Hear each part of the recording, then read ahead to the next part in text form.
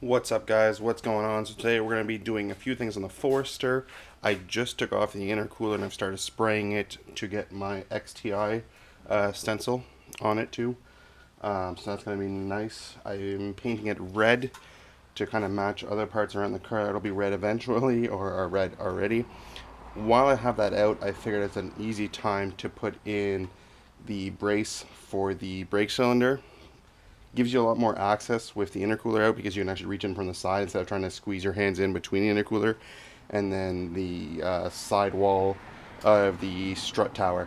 So I'm going to get you guys set up on the tripod. I'm going to get the brace out from the trunk and then we're going to get to install. Alright guys, so I didn't realize, but my camera actually died while I was starting to film.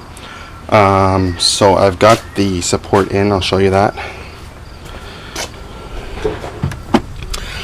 So I don't know if you guys can see that properly. Probably. So it goes in there with 3 bolts on there. I haven't put the 3rd one in yet.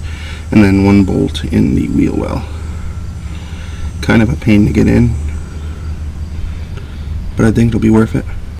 So I don't know if you guys can see that. That's the bolt back there in the wheel well behind the strut. I just used a few extensions and then a Torx socket extension to put it in instead of an Allen key. I did sockets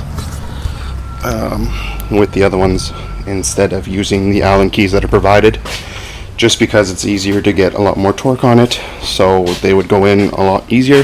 Here I'll still have one of the ones that go in the engine bay. Let's see. So that's what they look like. So they're pretty long actually.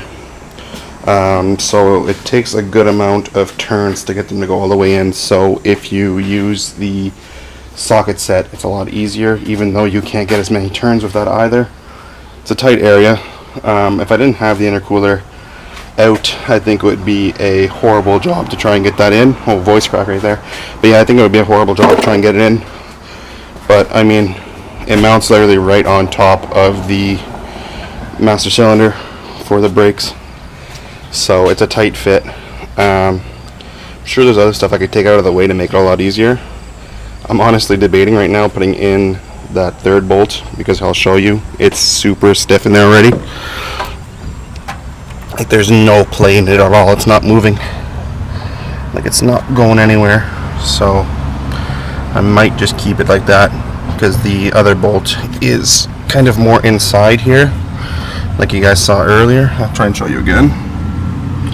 I don't know if you guys have stuff in the way there. It's hard to tell with the camera being down there. But yeah, no, it's going to be difficult to get that last bolt in. So I might just run it without it. Like I said, there's 3 bolts in it right now instead of 4, so that's pretty good. But I'll finish that up. I'm going to finish painting up the intercooler, and then I'll put it all back together and kind of show you guys what it looks like. Alright guys, so intercooler is back in now. I just put in the 2 bolts for the mounts, one over there and then one back here. Just remember to always check your things twice. I was just about to put the cover back on, which I'll show you in a second, but I forgot to tighten up my clamps right there for my hot side and my cold side of the intercooler. So always check them, check whatever you undo a few times, because I would have forgot those. I mean, then my intercooler would have been shaking around in my engine bay and would not technically be connected to my hoses, which would not be good. So always check your work twice is the moral of the story.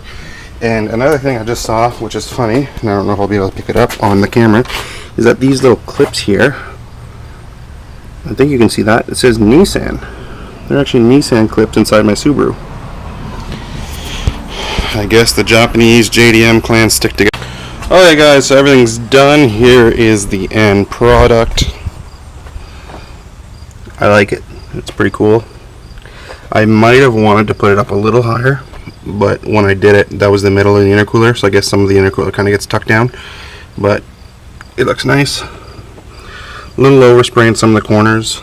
If you can see it, I don't really know. It's hard to tell on the camera if you guys can see it or not. And then over here we've got the brace. So like I said, if this would have all been in, it would have been a pain in the ass to do. But the brace is all bolted up. I decided not to put the other screw in because I couldn't get in there.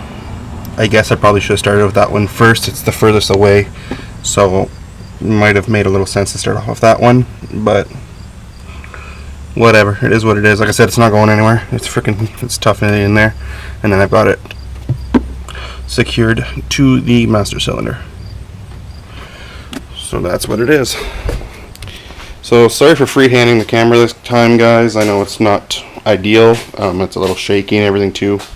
But with my gimbal being dead and then all 4 batteries being dead still from SubiFest, I haven't had time to charge any of them. It seems like my gimbal dies a lot quicker than like the life that it should have, but it is what it is. Anyways, guys, so I'll see you in the next video. Peace out. Like, comment, subscribe as always. I appreciate every single like, comment, or subscription, anything you guys give me, even if it's negative feedback. I don't care. I appreciate it. It helps me grow as a channel and as a YouTuber, if I can call myself that already. But anyways, see you guys in the next video. Talk to you later.